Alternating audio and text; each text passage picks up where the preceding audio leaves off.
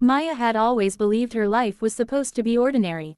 She woke each morning to the steady hum of the city, commuted to her job in a mid-sized office, and typed endless streams of emails that seemed to vanish into the ether. She wasn't unhappy, exactly, but she carried the quiet ache that something was missing, as if life were happening somewhere else, just out of reach. One Tuesday evening, as rain tapped against her apartment window, Maya noticed a thin, silver envelope lying on her doormat. There was no stamp, no address, only her name written in bold, swirling ink. Curious, she tore it open. Inside was a single card, shimmering faintly in the dim light. You have been selected for an extra super life. Report tomorrow, 6 a.m., to the rooftop of 88 Waverly Tower. Do not bring anything except your courage. Maya laughed out loud. Clearly, this was some prank. But when she tried to throw the card away, it clung stubbornly to her fingers until she placed it on her nightstand. She didn't sleep much that night.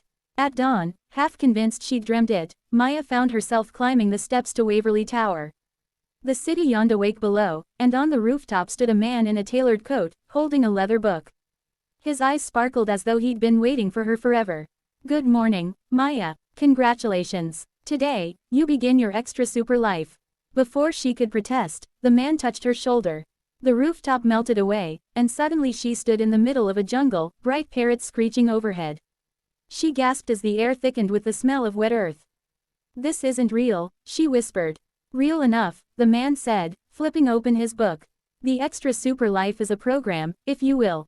We take ordinary people and give them the lives they always secretly wished for.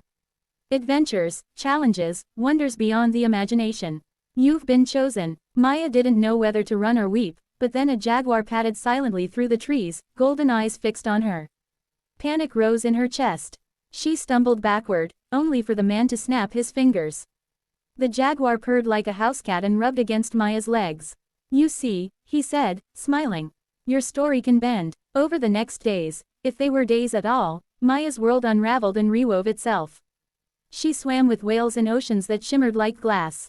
She danced on the edge of volcanoes, her feet unburned. She soared through clouds on the back of a giant eagle, the wind carrying her laughter across valleys. Every moment was astonishing, every breath, a revelation. She discovered bravery she never thought she had, kindness she hadn't trusted in herself for years. This was, truly, an extra super life. But with wonder came weight. For each dazzling adventure, Maya met shadows of responsibility. She saved villages from floods, but had to feel the fear of those who lost their homes. She stopped wars between imaginary kingdoms, but learned the pain of compromise, the loneliness of leadership.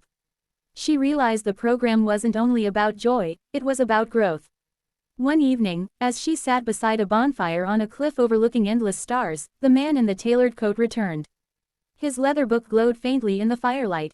You've done well, he said. Maya stared into the flames. But what's the point? I'll wake up and go back to my desk job. All of this will fade. Will it? He tilted his head. The extra super life doesn't erase your ordinary one. It teaches you how extraordinary it already was. Courage, joy, wonder, compassion, you've always had them. We only reminded you. Something shifted in her heart. For the first time, she realized she had stopped longing for escape. She didn't want to leave her old life behind, she wanted to return to it with new eyes. The man closed his book. Then you were ready. With a rush of wind, the world dissolved, and Maya opened her eyes in her apartment. The silver card still lay on her nightstand, but now it was blank. The next morning, she walked into her office, and nothing seemed to have changed. Rows of computers, the drone of air conditioning, colleagues sipping coffee. But when her manager frowned at a problem, Maya surprised herself by suggesting a creative solution. When a coworker looked tired, she cracked a joke that made the whole team laugh. At lunch, she noticed the warmth of the sun through the window, and it made her smile. Her life hadn't turned magical overnight. But somehow, it was magical anyway. Every conversation was a chance for adventure. Every challenge, an opportunity for courage. Every small kindness, a victory. Maya had been given an extra super life, and the secret was simple, it had always been hers to claim.